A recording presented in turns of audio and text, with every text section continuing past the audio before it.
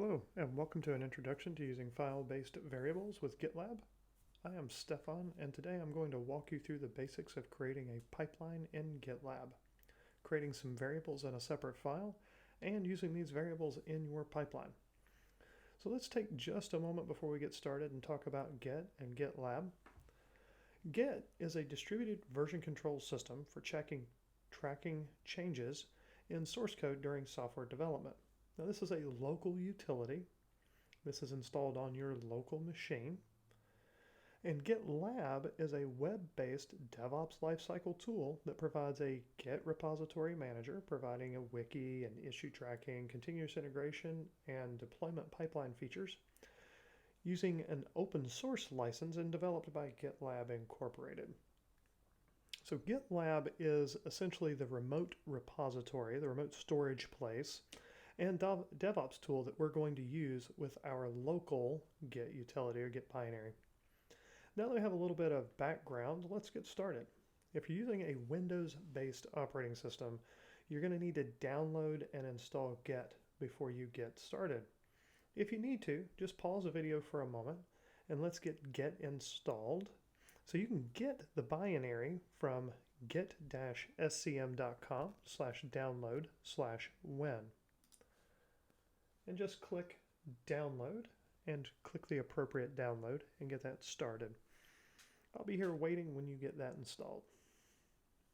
If you're using a Mac or Linux, you should already have Git installed and you won't need to do anything. So now that we have Git installed, let's open up our terminal or command line in Windows and we'll type git-version and just make sure that we have Git installed and that it's responding as we would expect. So now that we have Git installed, we validated it, we have our first dependency resolved. Now we should have a text editor, and there are dozens of wonderful text editors out there to choose from, and you might already have a favorite. If you don't have one, you can use the one that I use, which is Visual Studio Code. It's 100% free, it's available to run on most operating systems, and you can grab a copy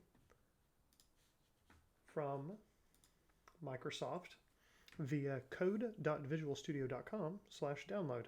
Just pick the appropriate download and get installed. It just takes a moment. Again, it's 100% free. You can run it on everything from Windows 7, 8, 10. You can run it on ARM-based operating systems, Raspberry Pis, etc. It'll run on just about anything. And it's, as far as I'm concerned, it's one of the better text editors out there. And I already have mine installed, and I prefer when I'm using Visual Studio Code to use the built-in terminals. So you'll just click Terminal, New Terminal. It'll pop up a little window like this, and you can do the same test here with Git just to make sure that it sees Git, and it will. The terminal here is actually really great. Okay, so now that we have our second dependency resolved, we have our wonderful text editor here, we'll need to get a GitLab project set up. So sign in to GitLab, go to www.gitlab.com, sign in, and you're going to select New Project.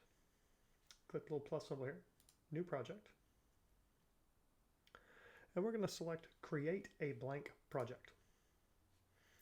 Now I'm going to name this GitLab-vars, just to keep it simple.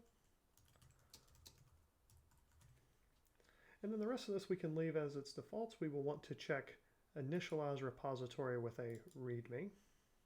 Click Create Project. So we have our new project here.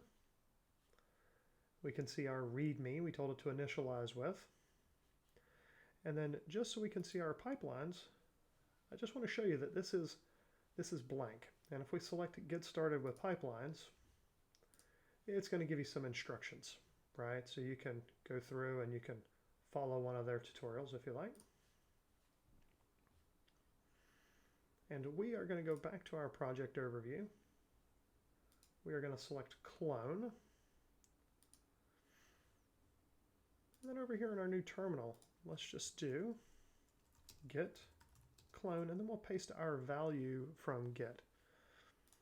And it should prompt us for our password.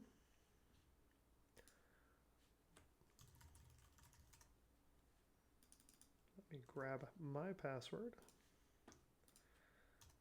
And we should see this thing will pop up. Mine already had it cached, so it did not pop up and ask me for my password. Sometimes you will see, if it's not cached, Visual Studio Code up here at the top where it says readme.md at the title bar there. Sometimes it'll pop up an authentication. So if it looks like that your terminal down here is hanging, just glance up and see if you need to authenticate. Now, down here in my terminal, I am going to do an ls just so I can see that I created a new folder. Okay, so it's important that I cd to that folder. Okay, and I can see my readme file here. Okay, up here you can see that I have a new folder underneath my GitLab vars folder. I've got the cloned repository here. Okay. All right, so now that we have that, let's go ahead and get started creating our actual pipeline itself. GitLab uses a .get lab-ci.yml file naming convention, and this is the file that GitLab will look for to start its pipeline. So without this file, no pipeline within GitLab will get started off for you. It won't get built, it won't run, it won't do anything. So here we're going to start off with, let's just do a default, and let's tell it what image we want to use. Now, I want to use Ubuntu latest. If you have something else you'd rather use, you're welcome to do that. I just would recommend that you use Ubuntu just for the purposes of this tutorial, because some of the stuff we'll do is Ubuntu specific or Debian operating system based specific. So let's run a before script. Okay. Now this follows a standard YAML format. So we're going to need our dash here, and we're going to do apt space update. Okay. And then let's do an apt install Python 3-pip. We'll pass a -y to that just so it knows that it's allowed to do it, so to speak. That -y gives it it's the silent flag for apt install in case you're not a Linux person. And then let's do an actual build operation here. Just a very simple one, and we're just going to have it run a script. And that script is actually just going to be a one-line command just for simplicity's sake here. And so we'll do Python 3 space -- version. Okay, so just a quick glance over this. So this is the default image that we're going to use here. So this is it's telling the pipeline what it needs to start with. So we're going to start with Ubuntu and its latest version, which as of this recording will be Ubuntu 18.04 LTS, their long-term support latest version. And then the before script that's going to run is just going to run an apt update, and then it's going to run an apt install Python 3-pip with a -y flag so that it's silent and it won't hang and prompt. And then we've got a run test as our build job that's going to happen. And it's just going to run a one-liner that's just a Python 3 -- version, right? Just something simple. And we won't use any variables just yet. Let's just see our pipeline run just to get started, and then we'll add some variables in a moment. So in our terminal, we can type git add, then we'll type git commit with a message. Just call this init. And then we'll do a git push to send it up to the remote repository. And then let's take a look at our pipeline now. Let's see if we have something in here. Oh yeah, see, we have a running pipeline now. It's not giving us the default how to get started message anymore. And let's look at our running pipeline. So we'll see our pipelines here. And this is the first job that's running. And we'll see that it's picked up and it's running our Docker container. It sees that we specified Ubuntu latest, And if we give it a moment here, we will see the apt update run. This is what we're seeing here. And as soon as this completes, if all goes well, we'll see a success message down here. We can see that it's setting up some Python 3 stuff. And we have Python version 3.8.5, and our job succeeded. So if we go to our pipelines, we should see one that says passed. That's what we want. That looks good. All right. So now we want to use some variables. So let's go ahead and create a variable file, and we will just name this variable file GitLab-ci-vars.yaml. And let's start off with just the variables declaration at the top. And let's just do apt packages. And let's do the same package we were doing before. Let's do python 3-pip. And then let's get fancy. Let's correct our typo first. Let's get fancy. And let's add our flags as well. So we'll put our -y in here. And that should look very familiar to what we were doing over here, right? So here's our python pip and our -y. So first thing we've got to do is include our new file. So let's just type the word include.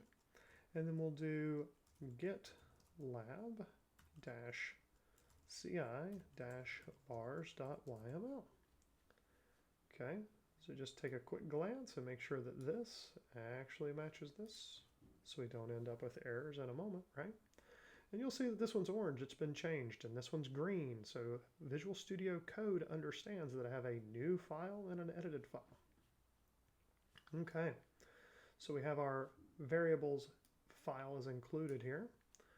So let's grab this variable, we'll just copy and paste this here. And let's replace this with a $sign and that variable name. And instead of this flag, let's go ahead and grab this as well. So we'll do $sign and this right there, right? And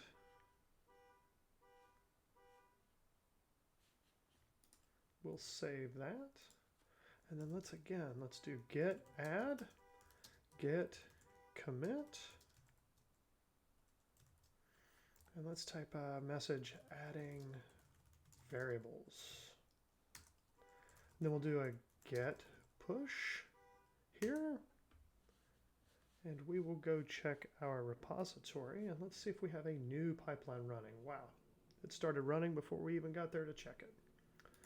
So we'll click on this, and we should see that this is running now.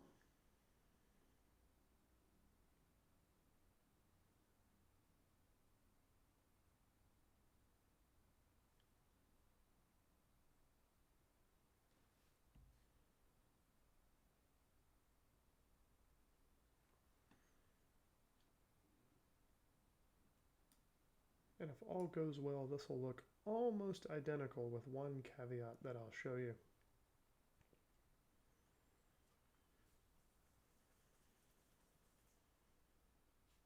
See here, setting up python 3.pip.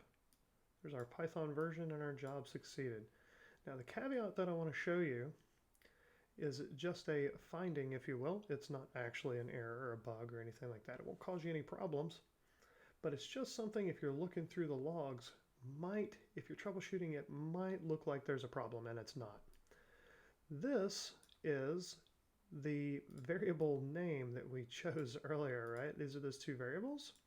And I would expect, right, or you might expect, that this would say apt install python 3-pip space -y.